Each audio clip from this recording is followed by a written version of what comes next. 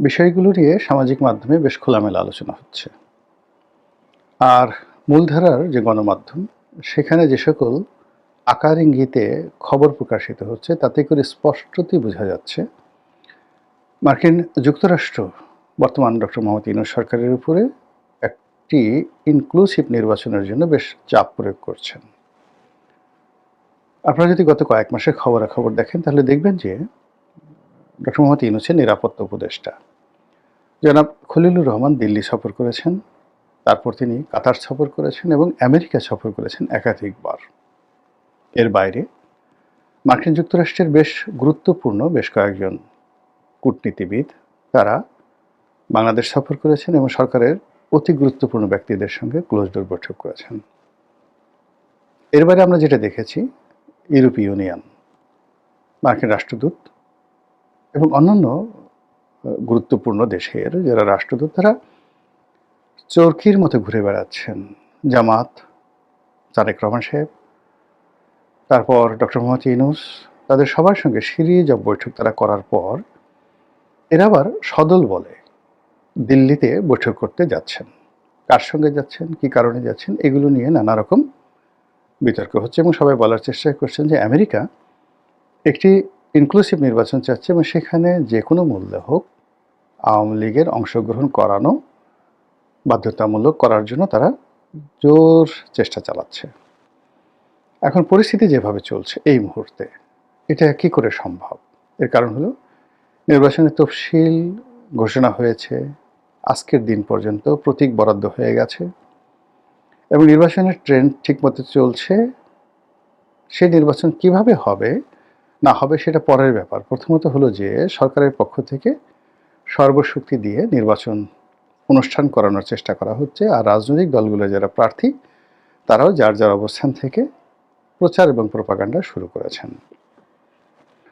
তো এই অবস্থাতে কিভাবে আওয়ামী লীগের সঙ্গে রিকনসিলিয়েশন সম্ভব, কী করে আওয়ামী লীগকে এই নির্বাচনে অংশগ্রহণ করানো সম্ভব, এগুলো নিয়ে আকার ইঙ্গিতে আলোচনা হচ্ছে। যারা একটু সাহসী তারা বলার চেষ্টা করছেন যে ঠিক আছে, নির্বাচনটা পিছিয়ে দেওয়া হোক। আবার কেউ কেউ বলার চেষ্টা করছেন যে ঠিক আছে, নির্বাচনে যারাই ক্ষমতায় আসুক তারা নির্দিষ্ট সময়ের পর 3 মাস বা 6 মাস পরে আওয়ামী লীগকে রিকনসিলিয়েট করে যদি একটি ইনক্লুসিভ নির্বাচন দেওয়া হয় তাহলে সেটা হতে পারে। তো এগুলো নিয়ে আলাপ আলোচনা হচ্ছে। এখন যারা প্রশ্ন করেন তাদের বক্তব্য হলো যে যেখানে আওয়ামী লীগ নিজ মুখে একাধিকবার বলেছে যে তাদেরকে মার্কিন যুক্তরাষ্ট্রের ডিপ স্টেট পলিসির দ্বারা ক্ষমতাচ্যুত করা হয়েছে এবং জুলাই আগস্টে রাজপথে যা কিছু ঘটেছে সেখানে ম্যাটিকুলাস ডিজাইন ছিল এবং সেই ডিজাইনের মাধ্যমে জনগণকে উস্কে দেওয়া এবং এই বিপ্লবটিকে মিসহ্যান্ডেল করার জন্য বা গণ অভ্যুত্থানটিকে সরকার পতনের দিকে নিয়ে যাওয়ার জন্য যে সকল ডিজাইন করা হয়েছে তার সঙ্গে আমেরিকার একটা যোগসাজশ ছিল। আমরা বিভিন্ন আকারের বুলেট, বিভিন্ন আকৃতির আগ্নেয়াস্ত্র সহ ওয়েস্টিন হোটেলে সেই আমেরিকার যে সামরিক কর্তা তাদের মরে যাওয়া বা মারা যাওয়া বা তাদেরকে মেরে ফেলা, হোয়াট এভার মেবি, এই ঘটনা নিয়ে নানা রকম প্রতিবেদন দেখেছি এবং কোনো রকম ময়নাতদন্ত ছাড়া সেই লাশ আমেরিকার একজন কর্নেল, সেনাবাহিনীর একজন কর্নেল, যিনি দীর্ঘদিন যাবৎ বাংলাদেশে গোপনে দায়িত্ব পালন করছিলেন, তার সেই তৎপরতা নিয়ে নানা রকম কথাবার্তা বলা হচ্ছে। তো সেক্ষেত্রে এরকম যে মিলিটারি অপারেশন, সামরিক অপারেশন আমেরিকার পক্ষ থেকে চালানো হয়েছিল, যেটিকে মানে যাকে বলা হয় কি বলবেন আপনি, তো সেটা কিভাবে চালিয়েছে তারা ভালো বলতে পারবে। এটা নিয়ে নানা রকম স্পেকুলেশন রয়েছে। 2 নম্বর হলো যে পলিটিক্যাল যে বিষয়গুলো খোলামেলা আলোচনা হচ্ছে সেটা হলো সেন্ট মার্টিন নিয়ে, আমেরিকা থেকে সেই অস্ত্র কেনা নিয়ে, তারপর রোহিঙ্গা ইস্যু নিয়ে আমেরিকাকে করিডোর দেওয়া ইত্যাদি নানা বিষয় নিয়ে আমেরিকার চাপ ছিল শেখ হাসিনা সরকারের প্রতি এবং শেখ হাসিনা সরকার সেগুলো গ্রহণ করেননি বলে আওয়ামী লীগের যারা লোকজন তারা দশমুখে প্রচার করে যাচ্ছিল। তো সেই দিক থেকে America versus Sheikh Hasina, America versus Awami League, এই সম্পর্কটি স্বাভাবিক হওয়ার কথা নয়। তো হঠাৎ করে মাত্র 17 মাসের মাথায় কেন এই ধরনের আলোচনা আসছে যে শেখ হাসিনাকে ফেরত আনার, আওয়ামী লীগকে রাজনীতিতে পুনর্বাসিত করার জন্য আমেরিকা পাগলপাড়া হয়ে পড়েছে? এটা মিলিয়ন ডলারের প্রশ্ন।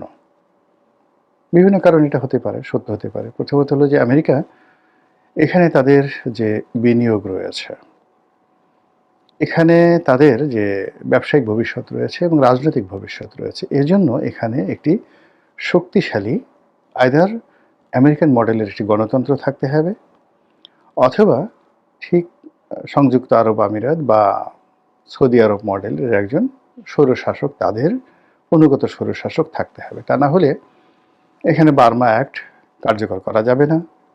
এখানে মার্কিন যে বিনিয়োগ রয়েছে সেই বিনিয়োগ অনিরাপদ থাকবে এবং এই অঞ্চলে মার্কিন যে কর্তৃত্ব রয়েছে সেটি আমেরিকার হাত ছাড়া হয়ে এটি ভারতের হাতে চলে যাবে, অথবা এটি যেভাবে হোক না কেন চীনের হাতে চলে যাবে।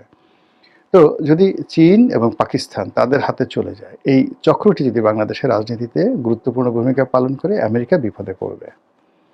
অন্যদিকে যদি আমেরিকা এবং ভারত এই সম্মিলিত শক্তিটি, যেটিকে লিবারেল ডেমোক্রেসি বলা হয়, সেই আদলে বাংলাদেশে একটি রাজনৈতিক শক্তি বা একাধিক রাজনৈতিক শক্তি থাকে, তাহলে আমেরিকা সামহাও এখানে একটা বেটার পজিশনে থাকবে। তো গত 17 মাসে আমাদের দেশে যা কিছু হয়েছে তা আমেরিকার জন্য সুখকর নয়। আমেরিকা যা চেয়েছে, যা স্বপ্ন দেখেছে, যা করতে চেয়েছে, তার একটি হয়নি। অধিকন্তু যেভাবে রাজনীতি এগোচ্ছে এবং যেভাবে বাংলাদেশের অর্থনৈতিক সমস্যা বেড়ে যাচ্ছে, তাতে করে এই সরকারের পেছনে যদি আমেরিকার, অর্থাৎ বর্তমান ইউনিট সরকারের পেছনে যদি আমেরিকার কোনো মৌন সমর্থন থাকে, সেটি তাদের জন্য গলার কাটা হবে। দ্বিতীয়ত, যে যদি এখানে ইসলামী র্যাডিক্যাল যে পলিটিক্যাল ফোর্সগুলো রয়েছে তারা আফগানিস্তানের মতো, পাকিস্তানের মতো অতি শক্তিশালী হয়ে পড়ে, তাহলে আমেরিকার আমও যাবে, সালাও যাবে। এই জন্য আমেরিকা আসলে এখানে তাদের যে সিদ্ধান্ত, সেই সিদ্ধান্ত তারা পরিবর্তন করতে চাচ্ছে। এই গেল এক। হতে পারে, মানে এটা হলো আমি একটা বিশ্লেষণ, আমার কোনো ব্যক্তিগত মতামত নয়, আমি শুধু বললাম এটা হতে পারে। দ্বিতীয়ত হলো যে মিস্টার ডোনাল্ড ট্রাম্প ব্যক্তিগতভাবে তিনি নোবেল পুরস্কার বিরোধী, নোবেল শান্তি পুরস্কার বিরোধী। ব্যক্তিগতভাবে তিনি ডক্টর মোহাম্মদ ইউনূসকে অপছন্দ করেন, এটা তিনি একেবারে প্রকাশ্যে বলে ফেলেছেন।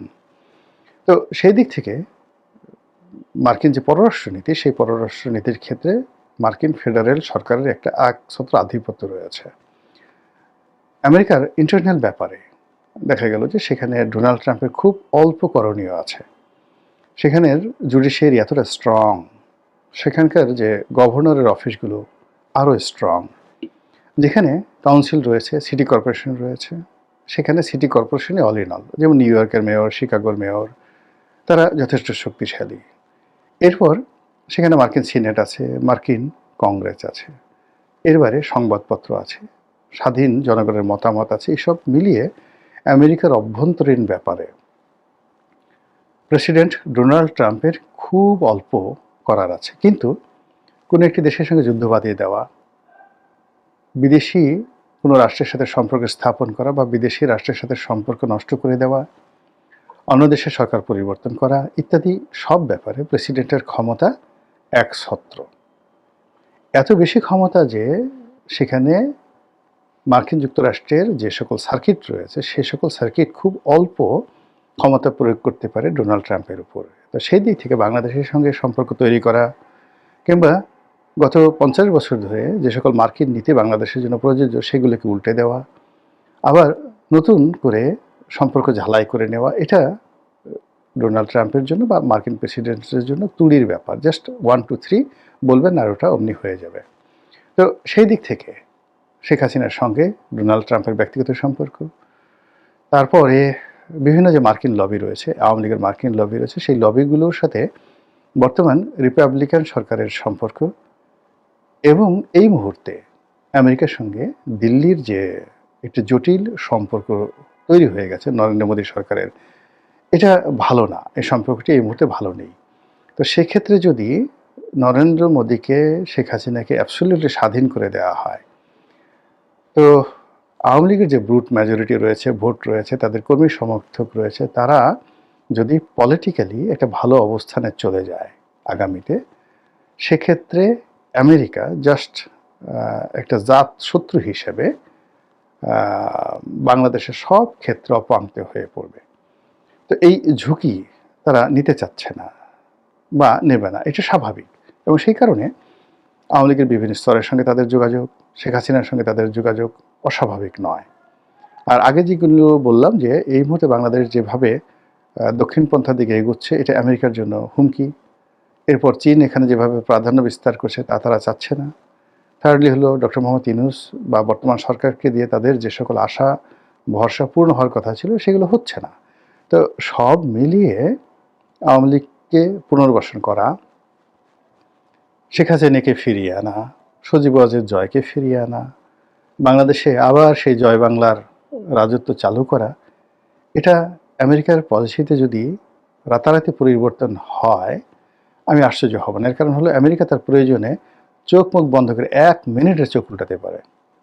ইংল্যান্ডের সাথে সে এখন যে কাজগুলো করছে, ইংল্যান্ডের সাথে তার শত শত বছরের সম্পর্ক, সেই সম্পর্ক তারা একেবারে চোখ উল্টে ফেলেছে। এবং সামনে যে যে যুদ্ধ আসে, অর্থাৎ গ্রিনল্যান্ড নিয়ে যদি ডেনমার্কের সঙ্গে আমেরিকার যুদ্ধ হয়, সেই যুদ্ধে ইংল্যান্ড ইউরোপের পক্ষে থাকবে এবং আমেরিকার বিরুদ্ধে তারা যুদ্ধ ঘোষণা করতে বাধ্য হবে। এবং ফ্রান্সের সাথে এখন তাদের মানে রীতিমতো দাকুমরার সম্পর্ক যাচ্ছে। ভেনেজুয়েলার সাথে যেরকম সম্পর্ক ঠিক সেরকম সম্পর্ক যাচ্ছে।